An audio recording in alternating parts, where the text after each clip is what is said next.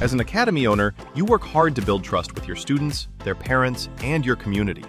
But trust isn't something you claim, it's something you prove and earn. That's where Academy Safe comes in. We help academies like yours stand out with verified safety standards.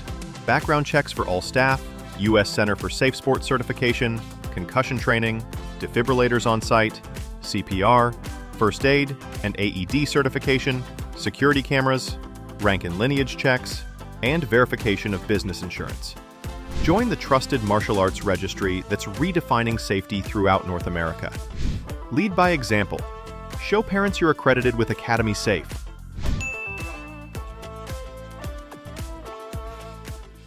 Hello, and welcome to My Empty Hands, a podcast about the martial arts, typically with a focus on Kempo. As always, I am Reggie Darden, and I am excited to have another wonderful guest with me today. I've got Mr. Ron White, and we are going to talk about his journey in Kempo and whatever other items that we decide to get onto. We'll get into that as well.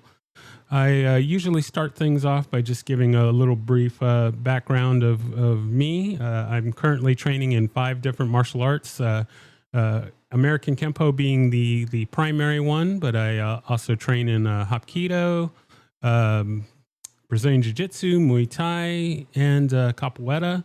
I also have some experience in Taekwondo and did a little boxing in my time in the Army, but that is my story, and I'm sticking to it. So we're now going to turn it over to our guest here. Go ahead and fill me and our listeners in on where did it all start for you? Where did the martial arts find you? Where did Kempo find you? And we'll just go from there. Well, as a boy growing up, I had 3 older brothers who all went to the Marine Corps back in the early 70s, and one of my brother, Danny, he was involved with martial arts back when I was probably about 10 years old when he started messing around with it, that type of deal, and Karen introduced me to a little bit of it.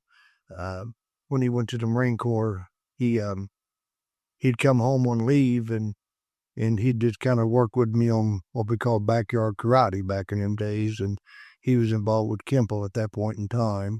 I had went out to California a few times and stayed with him out there, and his instructor was Joe Dimick I believe out of Yucca Valley, California, out there because he was teaching at 29 Palms, California.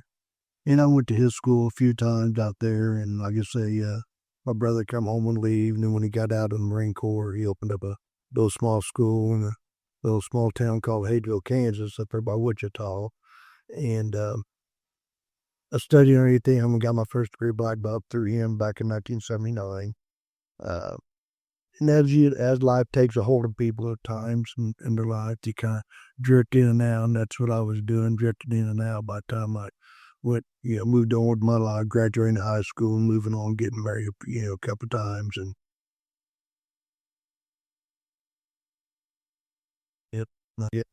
back Wichita, and I ran into Seabaugh Tom College School and American Kempo there in Wichita, and I studied underneath him for a few years and competed underneath him, for a few years there, and life has it, went through a kind of a nasty divorce, and I ended up here in Pittsburg, Kansas, now where I'm at now. I've been here approximately 35 years now, and I when I tried to seek out a Kempo school around here, and there just wasn't any in this small town. You did a Taekwondo or a Japanese style they have here, but I proceed to keep trying to do Kempo on my own. I went to some competition around here. I got a hold of a gentleman, accidentally got a hold of him by phone, and he just happened to have the SWAT circuit tournament going on, the Southwest Association of Tournaments,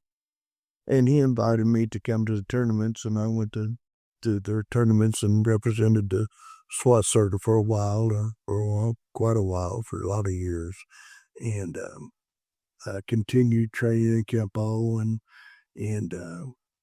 met a few friends, throughout my journey in Taekwondo, Jiu-Jitsu, Judo, and all kinds of stuff. Just trained with them and learned some different things with each one of those individuals. And in the meantime, while I was here in Pittsburg, Kansas, kind of doing my own thing, I had ran across the Karate Connection, and I started doing their program and ended up getting my third-degree black belt certification underneath them on their program. Opened up a school with them and here in Pittsburgh for a little while, and kind of moved on for a little bit and doing my own thing and still representing tournaments and representing White's Kempo and that type of deal. And then I guess the Karate Connection had some issues going on with COVID, stuff like that. And then when they started trying to get their act back together, they had contacted me and talked to me about joining back up with them. And I decided, yeah, why not? I'll do that. And Dave and Steve, the Karate Connection, been real good guys and have really backed me up and helped me out and with the association of what I'm doing. I don't actually have a school going on now. I just train down in my basement. I got my little workout room, as you can see, where I'm at right now. And I work with a few people, a few students and stuff, but down here, I'm not, like I said, I teach for free and just to be doing it, try to stay active in it, that type of deal. And I required those students to be members of the Karate Connection, which they are. I did own a couple of schools downtown at one time here in Pittsburgh, and my youngest son and I taught the Lincoln Center here in Pittsburgh, Kansas, for like 11 years. And then we decided to go ahead and shut it down because they really wasn't backing our program like they really should have, like they were to other programs that had going on. And it got to where we only had like 2 or 3 students when we was used to having 25 to 30, sometimes 30, 35 students in those classes. And the 11 years there, we held 7 karate tournaments here in Pittsburgh, underneath the city of Pittsburgh. Still continued with the SWAT Association, being members of them and supporting them. When I had my first 2 schools downtown here in Pittsburgh, not at the same time, I started out downtown and then I moved from one building to another. And I was down there, downtown, I don't know, probably about 5 or 6 years, something like that. But my wife, she developed cancer, 3 different types of cancer all at once. And during our second school, and I had to shut it down, and I just kind of took everything back home, started teaching out my garage again, and ended up having to go out and actually get a full-time job. And that just kind of took away from the martial arts area for me, which, not no problem because we had to get her taken care of. We fought that, and that was about 23 years ago, and shoot, we won that. She's still with me today. Teaching at Lincoln Center, teaching that at the schools in Lincoln Center, we met a lot of good people and had a lot of good turnouts at the tournaments that we'd take, and we'd possibly be taking between 20, 30 students at a time to competition, and we'd always win. A lot of times, well, pretty much a time we win the top school awards, and when I was competing, it was all about me doing my thing at the time. Then it got to where I just didn't want to compete no more, and started having my 4 boys compete and concentrate on them and concentrate on my students, that type of thing. And my goal was just taking as many students as I could to the tournament to win that top school award. That was my goal on that part. Then, just like I said, just got to the point of where we was focusing way too much on tournaments and students. I felt the students weren't really progressing like they should. So we kind of pulled back from that and started, getting concentrating on our students in the actual classroom and getting them promoted like they're supposed to and learning Kempo like they're supposed to. But as far as the tournaments go, we had some really good times going to tournaments. We would, it was really fun after we had the tournament. It's really a blast of fun that we'd go to Pizza Hut or something like that afterwards to, eat and be with one another and talk about the day and have a good time. But we would always have all the little ones bringing their trophies with us. So we'd set them up on the cover tables around us where we was eating at. And just, a wife and I would go to doors and we'd open up the doors and let all the kids come in with their trophies and just listen to the crowd of the people inside sitting down eating, especially the elderly people. They would all be talking about like, oh, look at that little one right there with their trophy. And, that trophy's bigger than this one right here. Yes, little girl, little boy. And just see the kids' eyes light up when they'd walk in there carrying their trophies. Some would be carrying one, some would be carrying 3 or 4, that type from that day. And they'll just be packed with them as they's going in.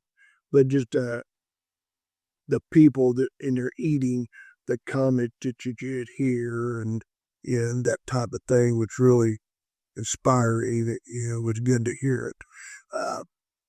Sometimes, there would be people where we'd go sit down and get situated, and there would be people walk up and talk to us while we was there, ask us where we're from, and ask about the trophies, how many kids, just different questions, that type of thing. We tried to answer them best we could, to smile, shake their hand, introduce ourselves, and talk a little bit, and they would go separate ways. But we did that quite a bit. That was one of the things that we really enjoyed about going to competition, and who's afterwards actually going out to have pizza together, that type of deal. A lot of the parents that supported us, grandparents that supported us, my hat goes off to them, just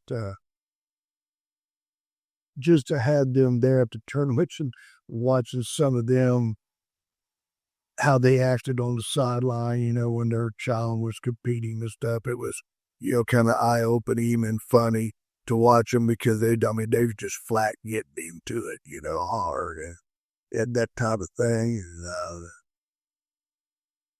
There'd been times that my students had to compete against each other, fighting in the sparring event, and having their grandparents or their parents on each side of the ring holler for them. It was really inspiring to have them not just holler for their child, they would holler for the other one too, because we were teammates and that type of thing. So they would both sides pushing each other for each side, that type of thing. And to hear some of them out there just, hard, get them, type of thing was pretty fun. It was exciting, very, very exciting. But we did a lot of that over the years on the tournament thing. We had a young lady by the name of Jensen Duff, who a lot of the girls did not like getting into the ring with her because Jensen really wasn't a small child for her age.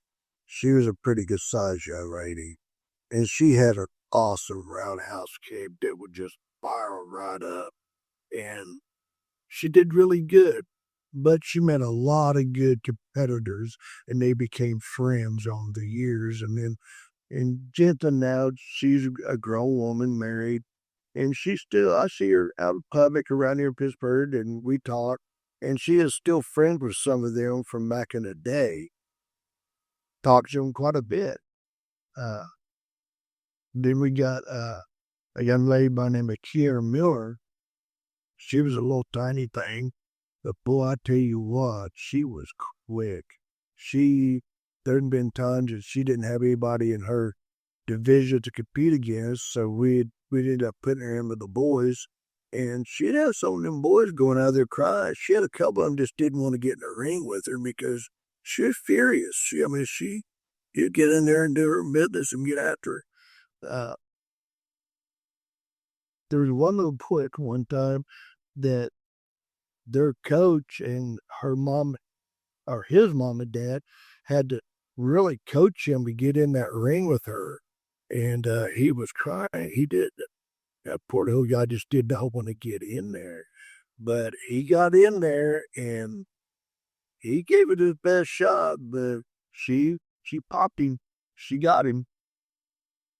And but then I got a little guy by the name of Connor Parker. The competition that sticks out the most with him was Connor was a real little bitty fella. He was a little guy. Kind of like my one of my middle son, Matt. He was always a little guy in competition. There was one time that I was at another ring and looking at a couple of my students, and I just happened to look over it, and I seen Connor in his ring, and he was going against a little boy that was like, God, I'm not kidding when I say that this little boy was like 4 times his size. They were the same age, that he was a big kid. And I was like, whoa, wait a minute. I went running over there to stop that fight because something just was not right there. I mean, we're looking at a kid that's probably stood 5'5", and he weighed about 200 pounds.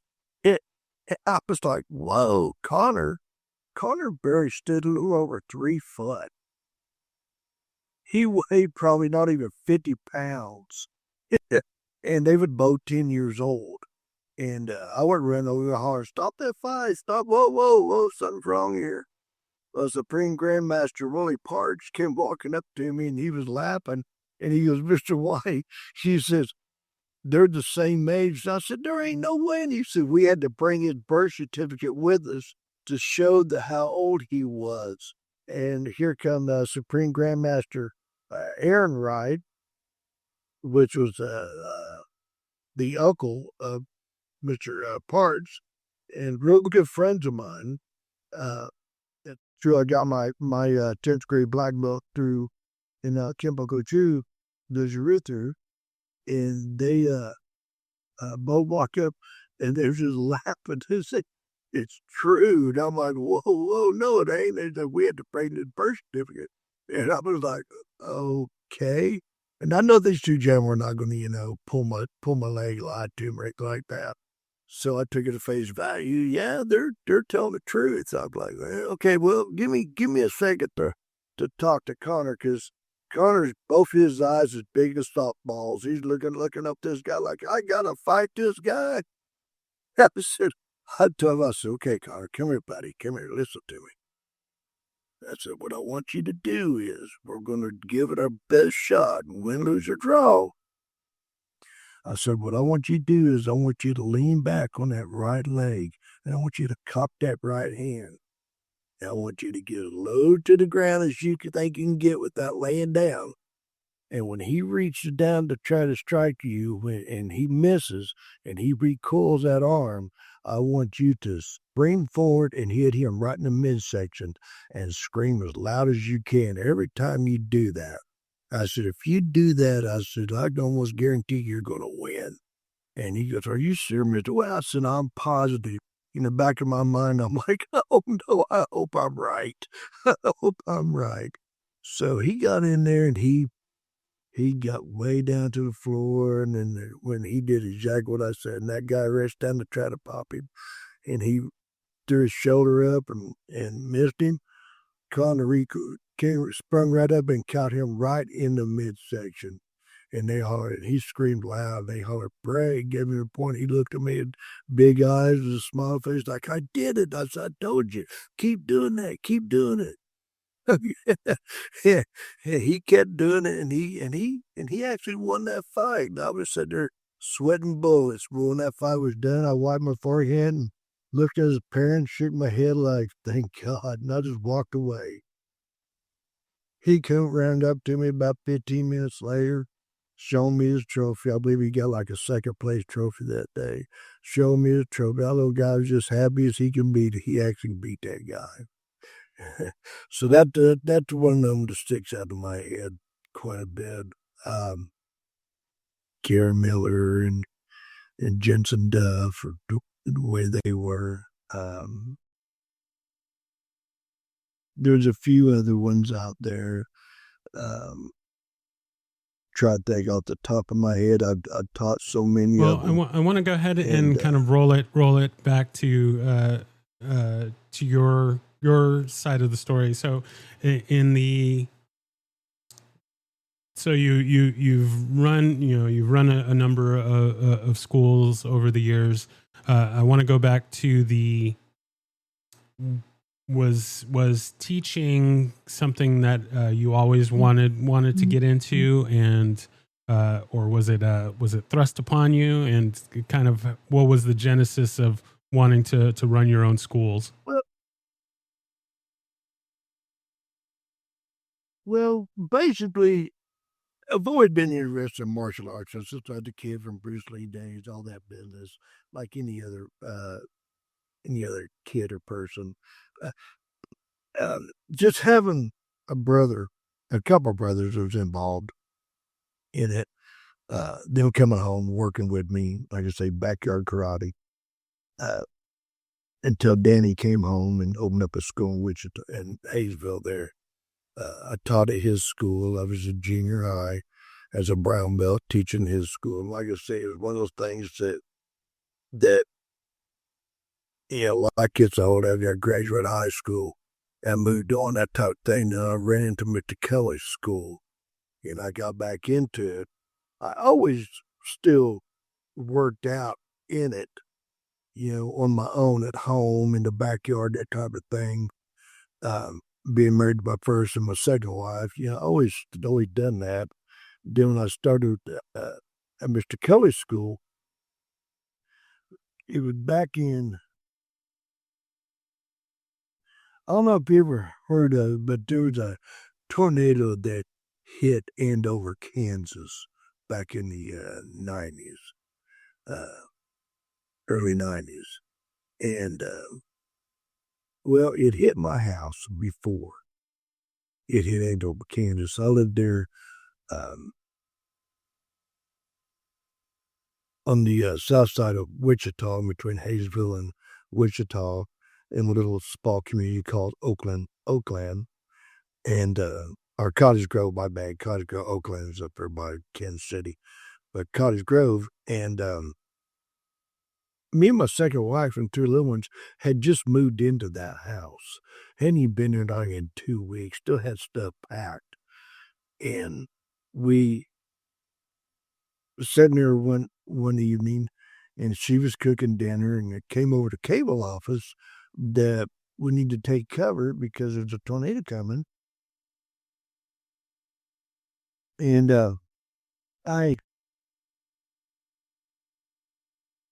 my wife at the time, Michelle, my second wife, she came in there and she heard it, and she goes, "You think we ought to clean that closet out so we can get into it?" And I looked outside, and there was sunshine. There was nothing going on.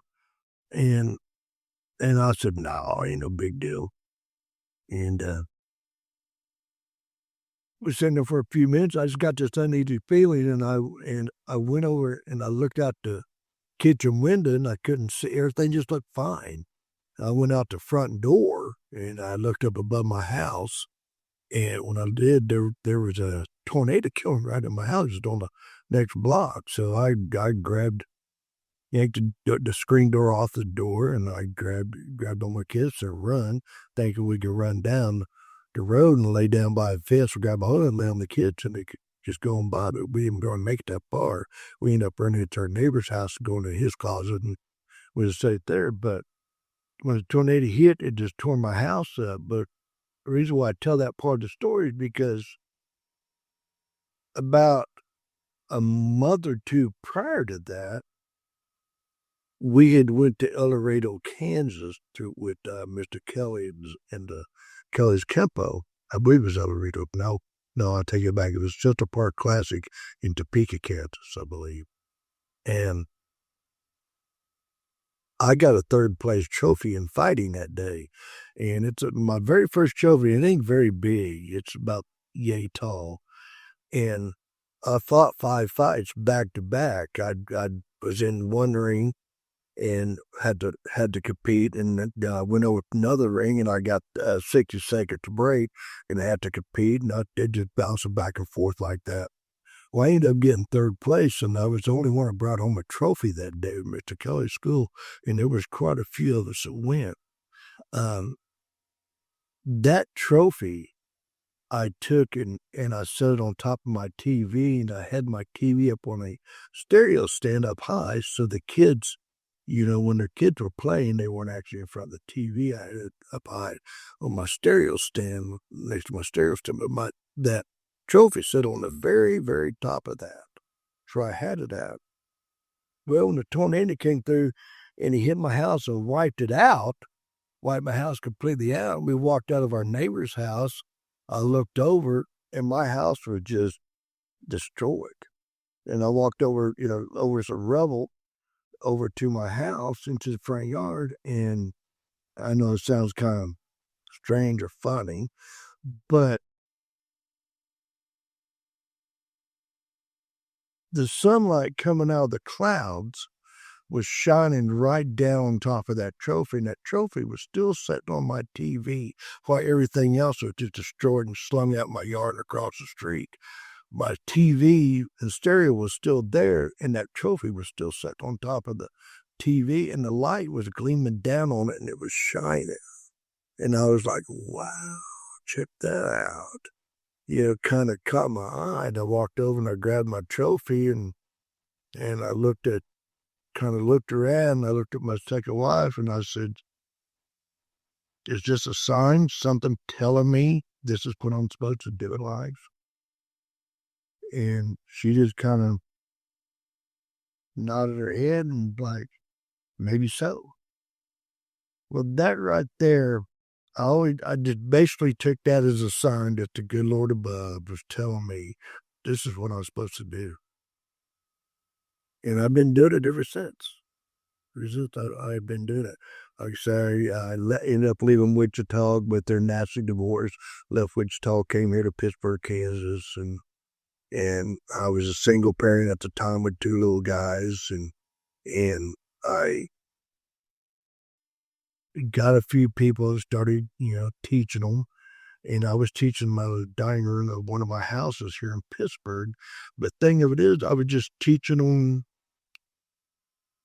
what I knew at the time, and I just was teaching them for free. I had a group of guys coming over that I was working out with, and I was taking them to competition, but I mainly was doing it so I can have somebody to work out with, that type of thing. And my wife now, when her and I met each other at a place called National Mills that made T-shirts, like Tommy Hilfiger and all those kind of, name brand T-shirts.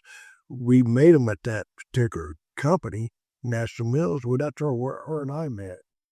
And we started seeing each other. She moved in with me, and there was one night while we was in class, and I was teaching, and we were sparring and just this and that, stuff like that. And she just looked at me and she said, I'm not trying to be funny or anything. Again, it's really none of my business, but she goes, is that curiosity? Are they paying you for this?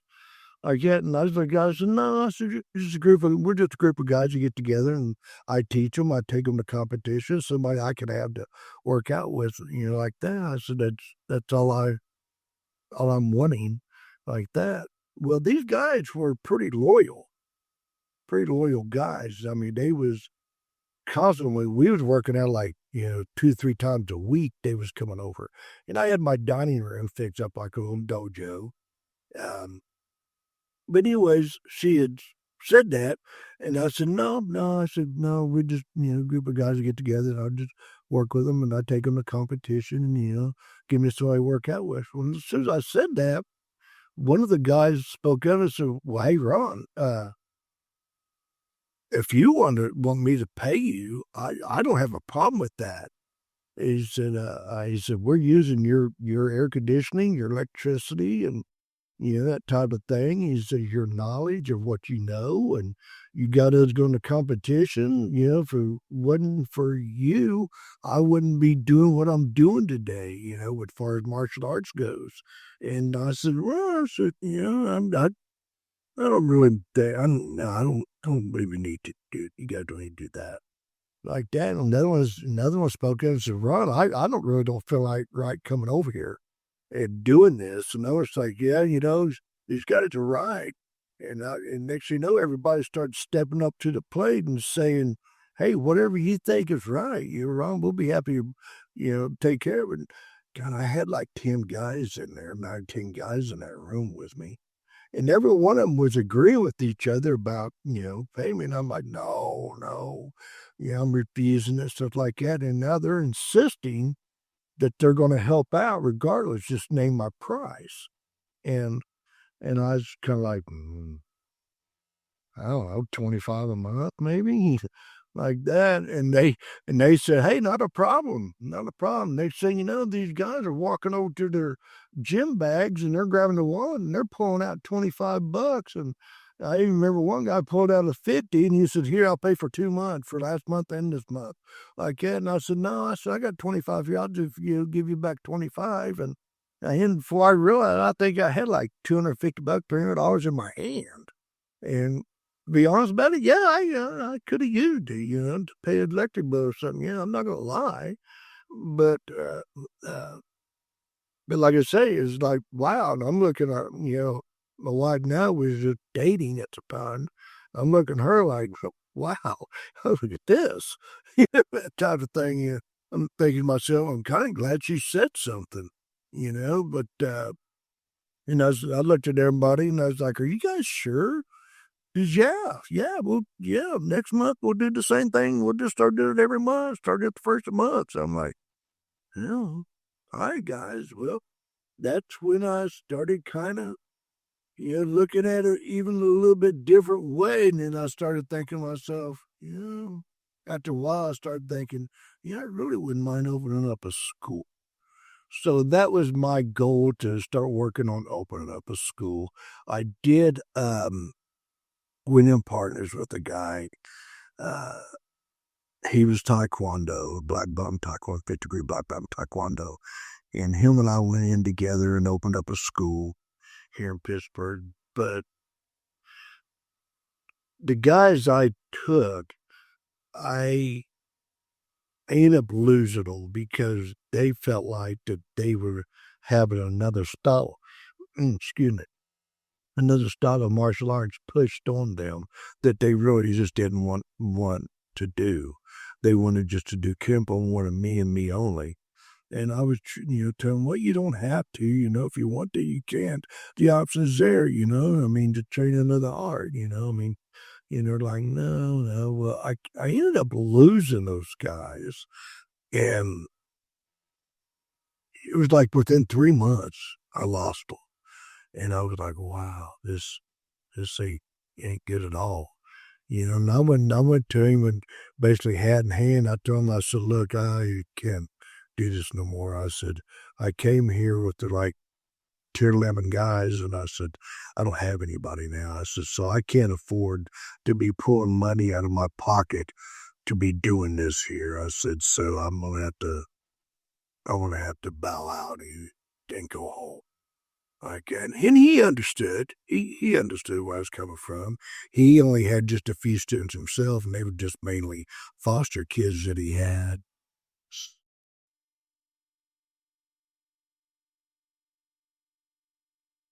Money out of his pocket to take care of that too. And I told him, I said, "Look, I feel like I'm abandoning you but I just can't do this." And he said, "No," he said, "Ron," he said, "We'll be friends." He said, "No hard feelings." And I said, "Well, I appreciate that."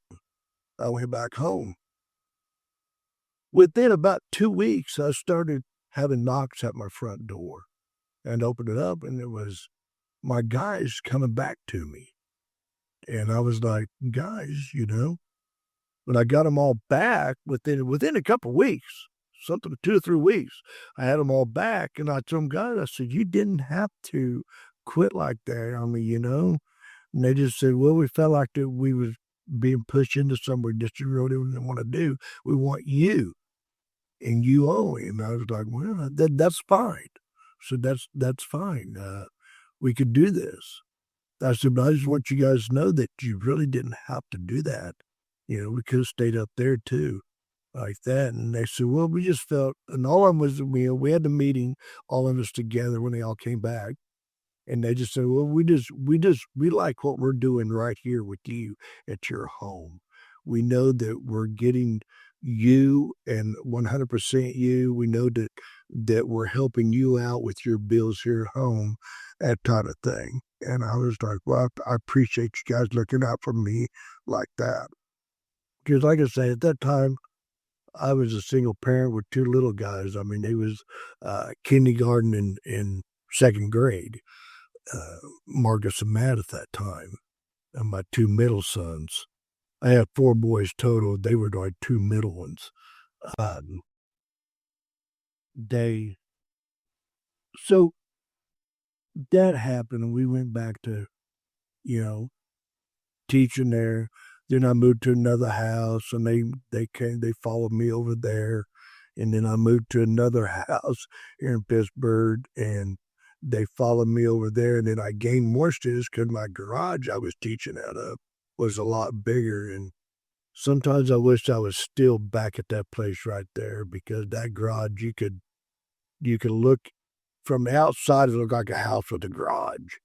But as soon as you stepped in that back door, it formed right into a martial arts school. And I had quite a few students come through there, but produced a couple of black belts out of there. We got kind of involved in mixed martial arts a little bit. Had one of the black belts come and ask me about it, and I told him, I don't know about it. He said, well, if I could set up a meet where I could compete in the cage, will you train me for it? And I said, well, yeah. Well, we started doing that, and him and I one day just happened to go down to the radio station that was here in Pittsburgh at the time, and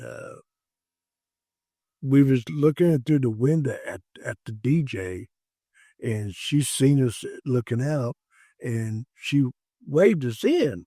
So we go and we start talking to her. She got the radio going, and we introduced ourselves and stuff like that. And she's like, oh, you're Ron White. White's Kempo. And I said, yeah, have you heard of me? She goes, yeah. She says, everybody talks about you here in Pittsburgh. And I'm like, oh, well, okay. She goes, well, let's sit down here. Let me give you a plug. And I'm like, okay. So we sit down, and she interviewed us, and we talked for a little while, and she invited me back.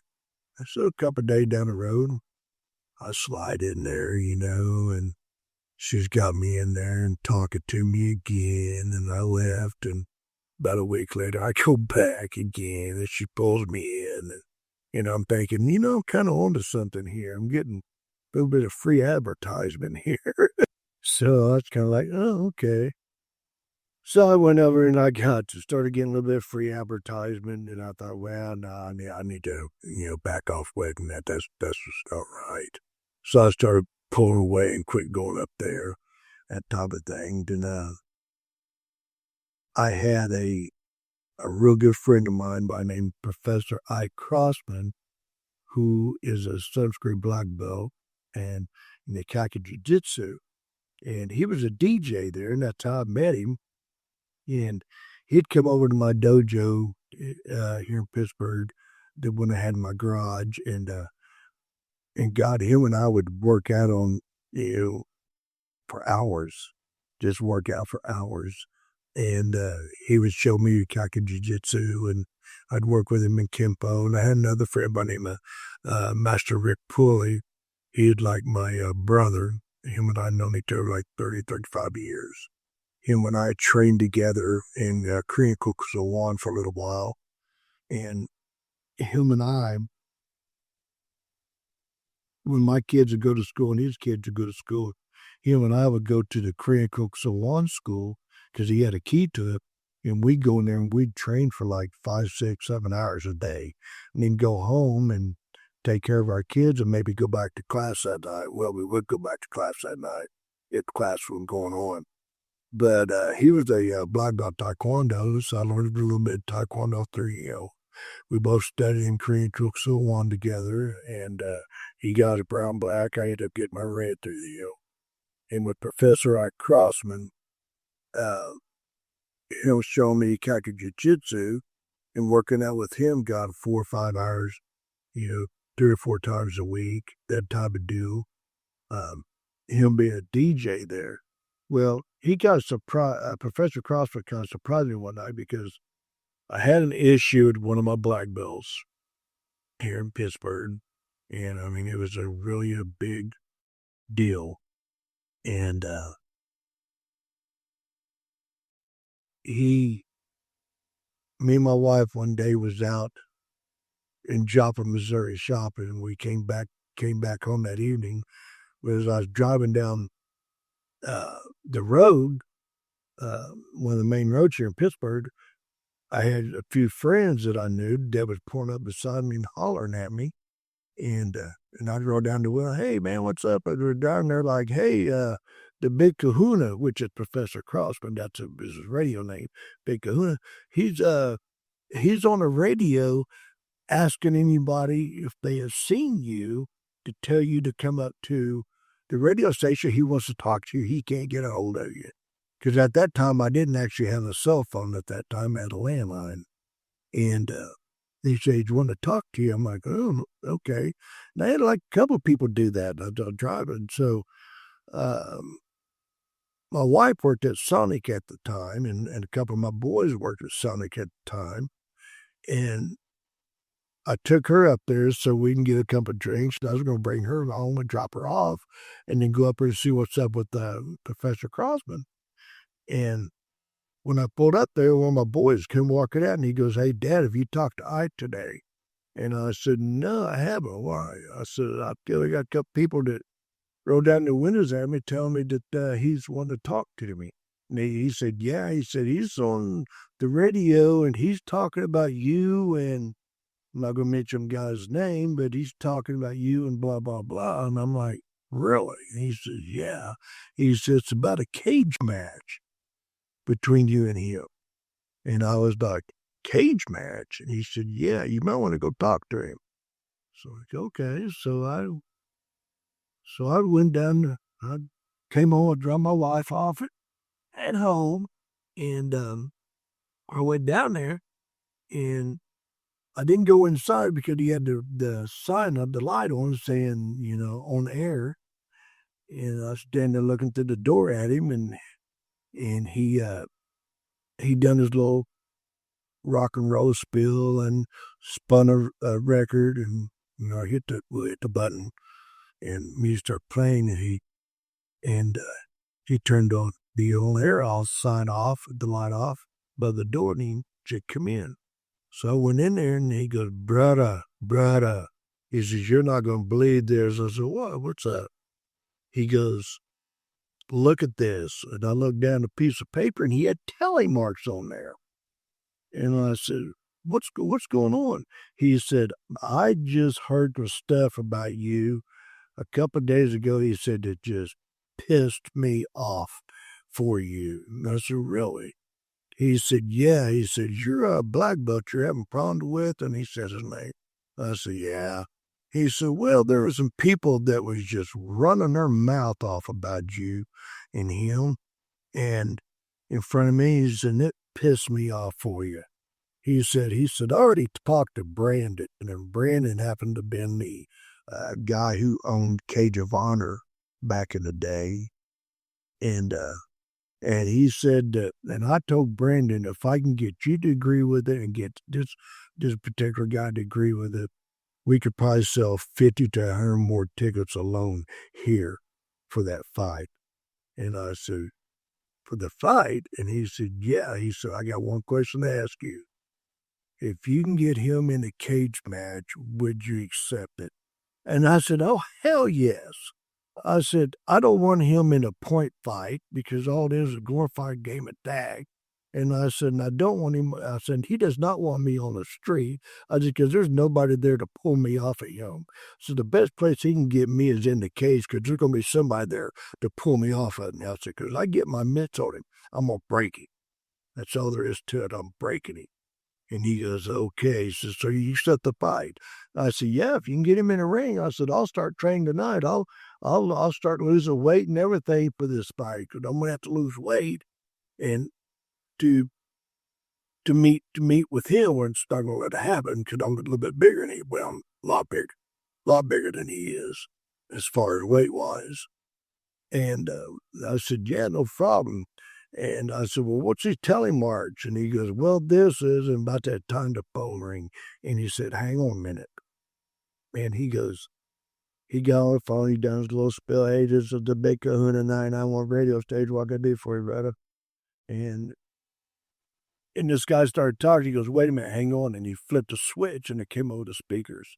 And there was this guy on there saying, I would love to see that fight between Ron White and this particular guy. He said, it would be a great match to see, even though that guy can't hold a candle to Ron. Like that, he said, I know Ron. I've seen him fight on the street. And he said, Ron would tear him up. And he goes, so you think that you would love to see that fight? And he said, yes, I would. He said, so you think Ron would win? He said, yes. And he worked on when he put a tally mark down on that paper. And he said, oh, brother, thanks for calling. Now I'm ready to say blah, blah, blah. And he hung up like that. And I said, what's it? And I had like 10 or 15 tally marks that I would win. And he had one. And then we had one for the good Lord that we need to accept the Lord. Well, I've already accepted the Lord. So that right there is a given. So I'm like, oh, okay, that's what this is about. Another phone call came in, same thing.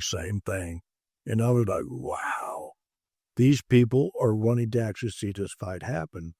And I told him, I said, well, if you can get him to agree to it, then I don't have a problem with it. I'll be more than happy to get in that ring with him. I ended up leaving. He called me a couple of days later and he goes, well, brother, they turned it down. And I said, what do you mean, Brandon and them turned it down? He goes, no, Cage of Honor wants to see it happen. He said, but he said that he had to talk to his instructor, his new instructor, and his instructor told him no, that he couldn't do it. And I looked at him and I said, no, his instructor didn't tell him not to do it. He just knows better. He don't want to get in the ring. He knows better. And so that didn't happen. In which, I'm kind of glad it didn't happen because I didn't want to start training that hard to try to lose all that weight. It's hard. Oh, yeah. Yeah, I can relate. Especially it's even harder as you get older. But yeah, as far as my journey goes, with that trophy and the sunlight gleaming on it, like it was, I just felt like that maybe that was my sign that I needed to stay involved with it, teach that type of thing. I did have a girlfriend a long time ago. Her and my mother was talking, and my mother told her that she wished that I would quit with the martial arts thing and go get a job and start doing that, as part of trying to rely on the martial arts stuff. And her reply to my mother was, well, Ronnie's good at it. That's the one thing that Ronnie can do for the rest of his life that gives him peace, that makes him happy because he's good at it. She said that right there, he feels good being able to help other people to learn how to defend themselves, or maybe just sit down and talk to somebody and try to help them keep them out of trouble, that type of thing. She said, well, yeah, I understand that, but he really needs to get out and get him an actual paying job, which Mama was right. I needed to do that because I was really trying to make martial arts my living. It is a lifestyle for me. It is my life, my way of life.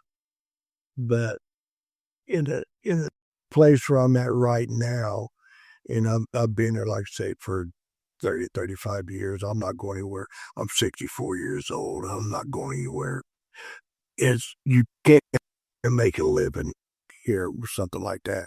I know there's a lot of people out there in bigger cities that are struggling, trying to make a living at it, that type of thing. And some of them even got jobs, that actually got jobs themselves, that type of thing, to bring in that extra income. And there's some of them are just downright successful at it that don't have to have that extra job to bring that extra income in, that type of thing. They're doing great.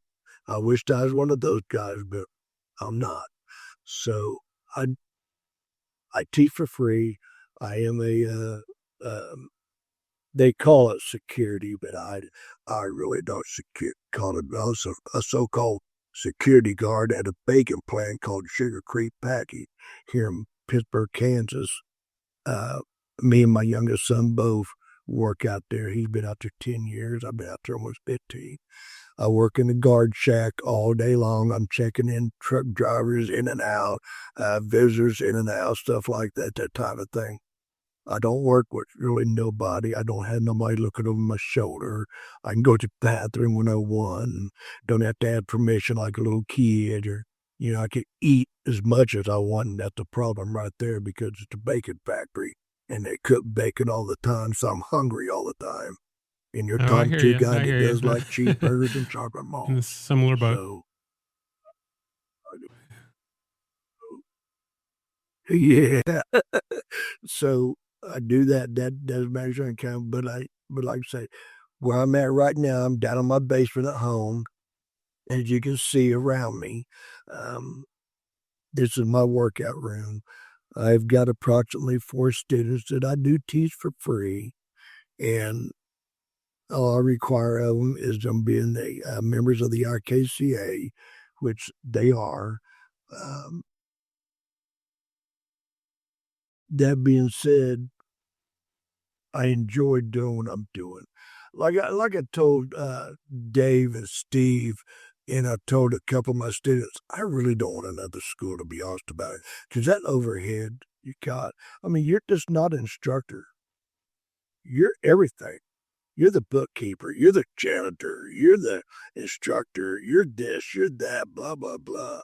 You're a counselor, which I don't mind the counselor part. I really just don't, because there has been times that I've been talking to somebody and they're like, man, I'm going to go out here and I'm going to just kick this guy's butt, blah, blah, blah, blah, blah. And I'm like, you know what, man, I would too if I was you, but here's the thing though, man. It's kind of like the bully at school. They never see the bully doing the actual provoking the action. It's always the person that reacts that gets caught. That's what's going to happen to you, man. You jump on that dude and you kick the crap out of somebody that dude, you got the cops knocking on your front door. And you're going to jail for whatever reason, assault or whatever. Maybe it just went south, though, and you accidentally killed that dude. Come on, man. Is it really worth it? I can't think of it, and they'd look at me and go, yeah. Yeah, is it really worth it? So, sitting down and actually talking to somebody, listening to what they got to say, maybe they just need to get something off their chest. They just need it. They just need an ear to talk to. I enjoy doing that with them. Just let them talk. Just let them talk. Then a lot of times, when somebody talk, you end up learning a lot about them too. That type of thing, just listen to them. I was a bounty hunter for 11 years, and there's a lot of times that I go question somebody. I just ask them a couple of questions and then let them talk. A lot of times they're telling you something they don't realize they're telling you. They don't realize that. And that's a lot of times a lot of people. But like I say, I teach for free. I love coming down here in my basement. working out, myself. I got my setup down here now and everything. Big screen TV down here. I can come down here and I can flip through Facebook or YouTube or whatever and find different material. Hey, I like the way that guy is doing that. That's kind of cool. I call my son Mitch down there. Hey, Mitch, come here. He'll come down here and I'll say, check this out, blah, blah, blah. And we'll go back and forth and we'll kind of work on something. That type of thing, what's your joint lock or flip, throw, whatever. That type of thing. As far as kicking ability, I don't really worry about the kicking. I can't kick very high anymore because of my hips and knees. So if I want to kick somebody in the head, I'll bring their head to my feet and kick them somehow. I don't kick very high anymore. Getting too old for that business. I got these to do that business, and I got these for them over. So I'll just work it that way. But as far as the journey goes at Kempo, I just feel like that Kempo is my mother art, even though I step outside the box, look at other things and talk to other people I know and have them show me certain things. They'll do something. I go, hey, I kind of like that. Show me how to do that. That type of thing. I'll pick their brain, that type of thing like that. And then I try to filter it into Kempo just a little bit. Let me go ahead and jump in here. I love the story. I love your journey. I love your passion for teaching. As I say with pretty much all my guests, there's so many things that we could get into, but we can't have a 12-hour show.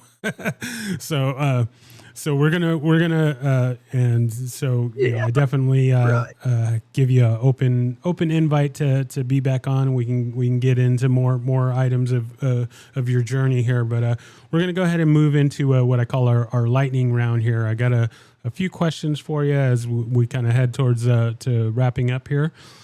So the first question being, do you have a favorite technique?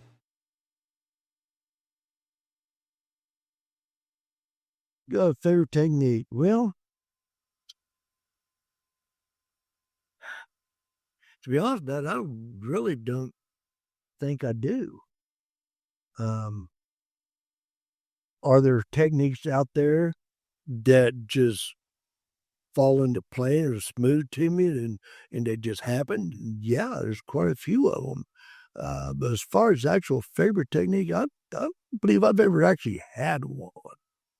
Like a lot of people do, and I've heard that question before, and I've heard people say, yeah, I like this particular technique, blah, blah, blah, blah, blah, and this is my favorite one, but I really don't believe I do. Not a problem. Really it's probably about 50-50 with my guest. It's like trying to pick your favorite child. Can't do that. So I like it. Good answer. Yeah. Next question: do you have a favorite form and or set?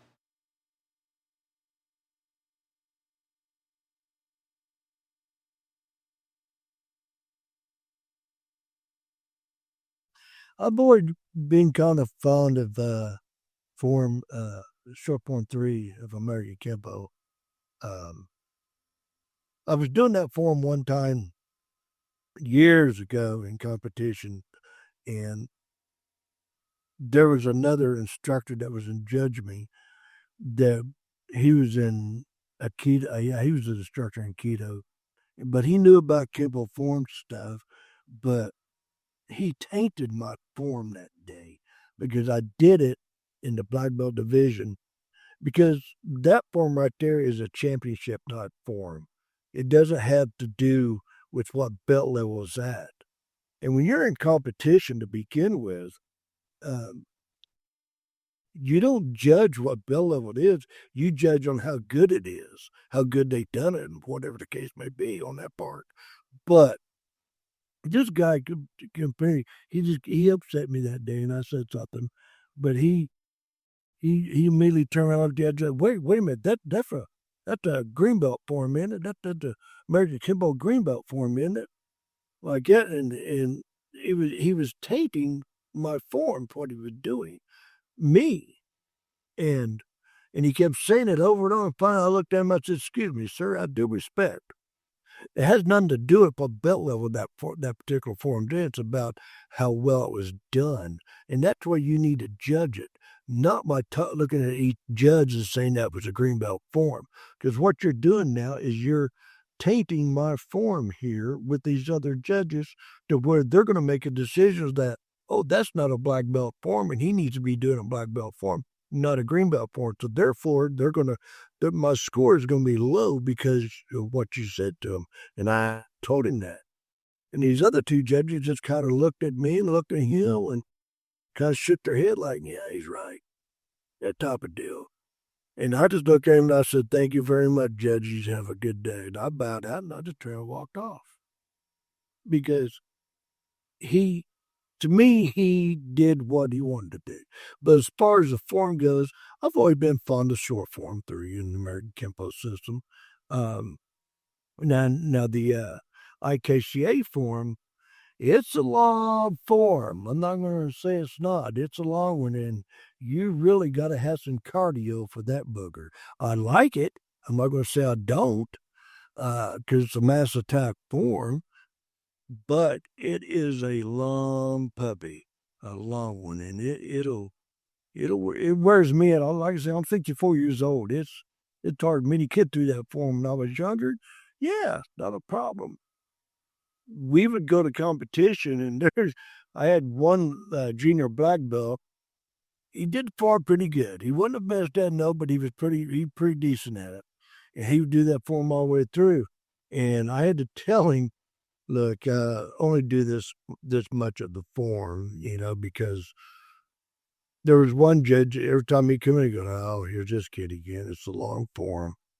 Like that." And I was hearing this and I was like, "Oh, okay, well, this is like the second, third time I've heard this before." And I'm like, okay. So I just went to the kid and I said, "Here," I said, "that only do this form up to this part right here. Go ahead and call it form 6, whatever, mass attack form 6, but only do it up to this part right here." He said, "Yes, sir." So he go out and do it. He still took first place, that type of thing. But that one judge, or one time he did say, "Here we go again. This is going to be a long form." Like that type of thing. Like, yeah, we only did maybe half of it. And he was like, "Oh, okay. Surprise." Very nice. All right. The next question, do you have a favorite weapon?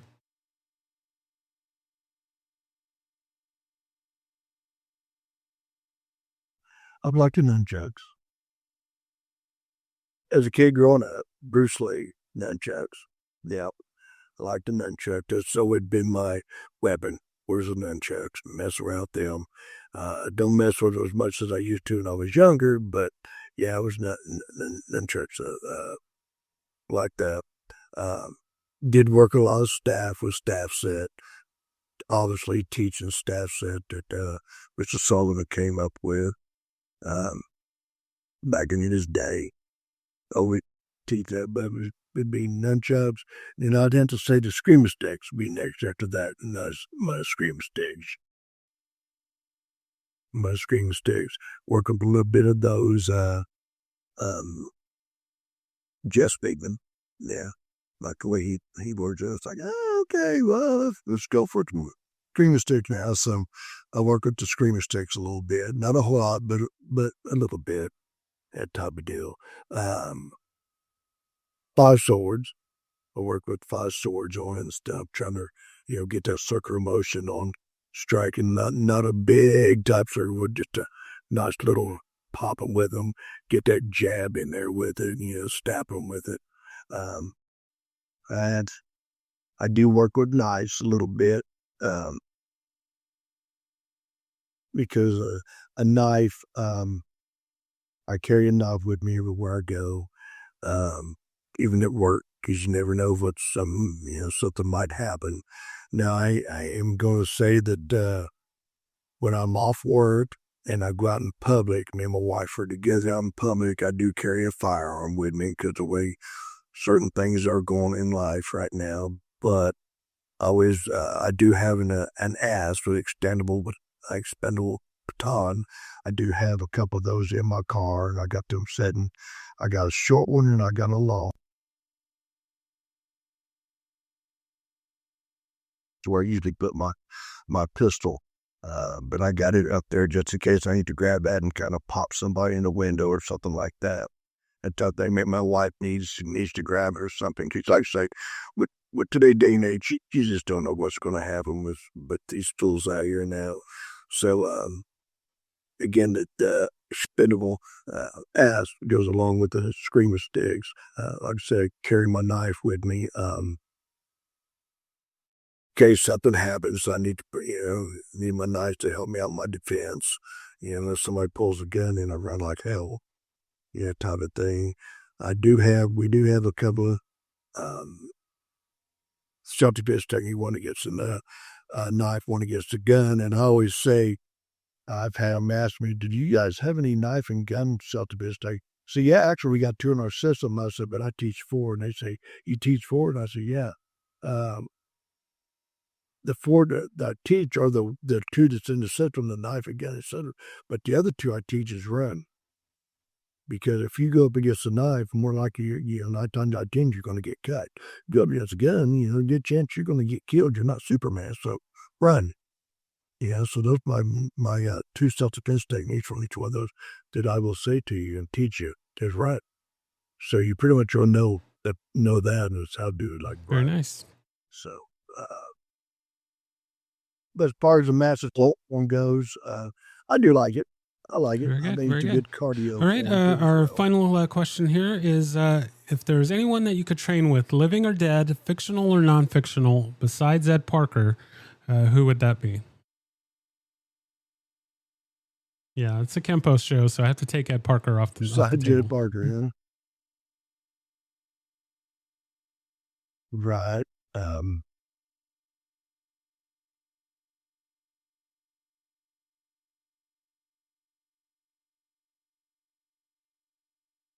Oh, I think excellent. Dave excellent. Santos would be a good one. He's often brought up in with previous guests. So yeah, he's definitely one of the legends for sure.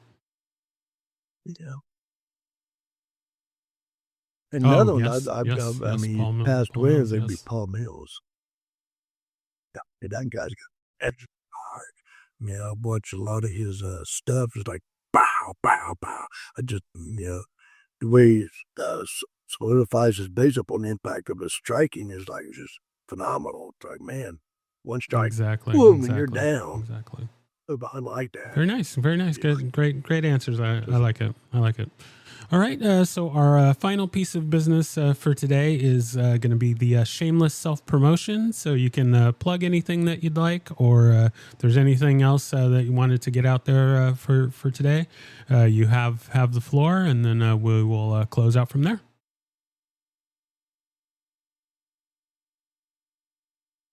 Yeah. Like I said, my name is Seafood Ron White. I'm a 5th degree black belt with the International Karate Connections Association, certified instructor through them, as well as a 10th degree black belt and underneath Supreme Grandmaster Willie Parks and Kempo Goju-Ryu. And I teach White Kempo in Pittsburgh, Kansas. Right now, I am teaching for free. So if you're living in the Pittsburgh, Kansas area, you might want to get a hold of me. I'm not really hard to find. You can go out to Sugar Creek Packing and you'll find me out there at the guard shack. I'm out there quite a bit. My second home, honestly.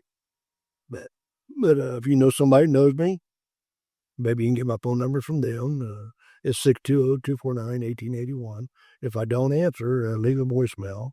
I'll get back with you because a lot of times if I don't recognize the phone number, I will not answer because of spam, that type of deal. But leave a message. I'll contact you back. Been teaching in Pittsburgh, Kansas for quite a while now, about 30 years plus.